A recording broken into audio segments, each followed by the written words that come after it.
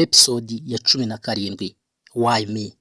Wakwibaza ngo kuki buri gihe dutangiza iri jambo why me? Iki ni ikigeragezo umwe mu bagaragu b'Imana akomeje kuba yahangana nacyo, uwo tuzi nka Fanny ndetse na Victor basangiye urugo ubu ngubu bamaze kuba bakora umuryango. Gusa famille ya Victor ntabwo ibingibi bikozwa, nta nubwo ishaka kubikangwa, harimo mama we wamwibarutse ndetse na mushiki we umwe witwa Nana.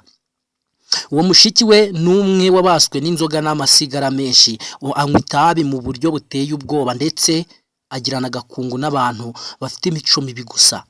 Ndetse ku rundi ruhande afite uwitwa Jessica, umwe bizerana mu Mana kandi umutera courage mu rugo rwe ndetse umushigikira bitewe nuko bahuje. Bivuze ngo ni bimwe Bibiliya yavuze ngo ntimukajye mugirana agakungu n'abantu mudahuje ukwizera, ari nayo mpamvu igihe byose bibayeho bagusiga isura mbi cyangwa se bagatuma ufata inzira Imana itifuza. Nguko rero ikigeragezo gikomeje kuba cyakwanjama cyangwa se cyaganza cyangwa se cyatera uwo tuzi nka Fanny. Gusa ibi byose nubwo birimo kugenda bimubaho birahishwe mu maso ya Victor, nta kintu na kimwe azi, dore ko impande zombi ziri kumuha tension yo guceceka igihe cyose arimo gukorerwa iyicaruhozo cyangwa se ihohoterwa. Nyamara ibi byose birimo gukorwa kubera umugambi wa Satani. Nyamara ibyo byose nanone tukabigarukaho tuvuga tuti Imana ibibibona kandi bizi neza yuko Fanny agomba kubinyuramo akazabitsinda. Nta muntu numwe wizeye Imana ngagira icyayiburana. Icyakoze uyu munsi byabiteye ubwoba kandi bitangaje, aho Fanny uyu munsi yabashije kuba yahangana na muramukazi we bagira naho gufatana. Igihe Fanny yafuraga imyenda nibwo muramukazi we yaje yirunguje. Aho ngaho ni nyuma y'imigambi mibishya amaranyemo igihe na Pamela ndetse na Mira igihe basangiraga amayoga muri episode yatambutse. Fanny igihe yafuraga babashije kuba baganira nk'abajyanama bazima cyangwa nk'abantu bakuru, gusa undi ntabikozwa ari kugaragaza umujinya w'umuranduranzuzi ndetse n'agasuzuguro gateye ubwoba. Abaye nyiri mategeko mu rugo rw'abandi. Ukwihangana cyangwa se ukunisha k'umwana w'umuntu udatunganye biragoye. Nyamara kamere ya Fanny yagerageje kuba yazamukira atumbagira kugeza ubwo filime yarangiye bafatanye mu maboko ndetse intambara yaririmbanije. Abenshi basigaranye amatsiko y'ibyakurikiye nyuma y'ibyo ngibyo, ariko twese tubitegereje umunsi w'ejo mu gice gikurikira cya 17. Nyamara nanone ikindi twagarukaho ni kimwe. Ahangaha uwo tuzi nka Mira yagerageje kuba yahura na Victor mu muhanda, buri wese n'imodoka ye. Gusa mbere gato yuko bahura yabanjije kuba yajya gushakisha amakuru muri quartier Fanny yabagamo igihe yari yaratindigaye nk'uko bajya babimwita mu mazina, igihe yari umukene. Wa mukecuru umwe wamukodeshaga cyangwa se nyiri byondo, umugaragu w'amafaranga, umukunzi w'ibiceri. Uyu munsi yabashije kuba yamanza guhura na Mira ubwo Mira yashakishaga umugabo wa Fanny cyangwa se ashaka amakuru y'umugabo wa Fanny, icyerekezo yaba arimo ndetse arimo gushakisha nimero ye hasi hejuru. Wakwibaza ngo iyo nimero arimo arayishakira iki ko nta gahunda bafitanye ndetse ko batanaziranye.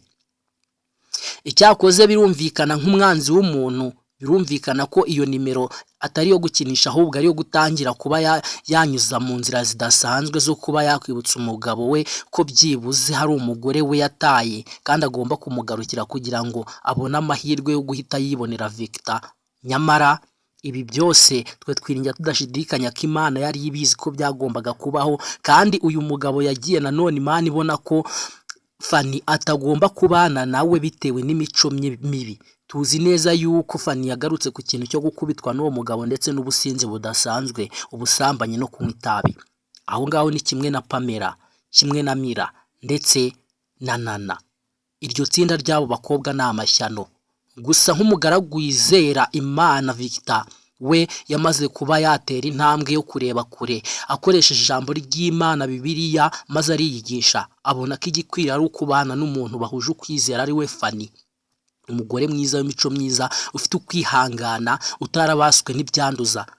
Bivuze ngo akanwa ka Fanny nta tabi kazi, nta nzoga ndetse nta mutima mubagira, ni umuntu uyoborwa n'amahame yo muri Bibiliya, ntiyibagirwa gusenga no gushimira Imana buri gitondo iyo agerageje kuba yabona izuba rirasa, kimwe n'umugabo we Victor n'uwitwa Jessica.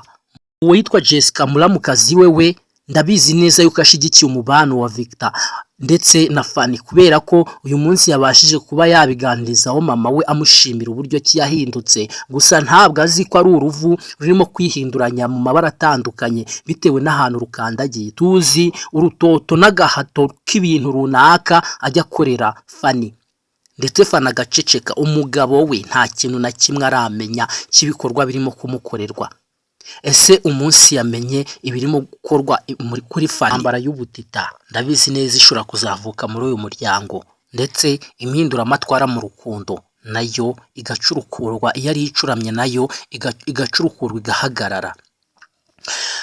Igitangaje kandi giteye amatsiko n'amashyushyu menshi cyane ni uko ahangaha uwo twita Mira uwahoze ari fiance wa Victor, uyu munsi yagerageje kuba yaza kwibambaza, dore ko ari nako twabyita cyangwa se twabishira muri iyo forume, kuri Victor igihe yamutambikaga mu muhanda akoresheje imodoka ye, kandi Victor nawe yari atwaye imodoka ye, amwima inzira kugira ngo byibuze amwerurire akoresheje ubucakura n'uburyarya n'amayeri nk'uko indyarya zimera. Ariko Victor mubera ibamba mubwira ko uwo yari ari we atakiri we uwo nguwo, ahubwo ubu ngubu ari umugabo ufite abana n'umugore.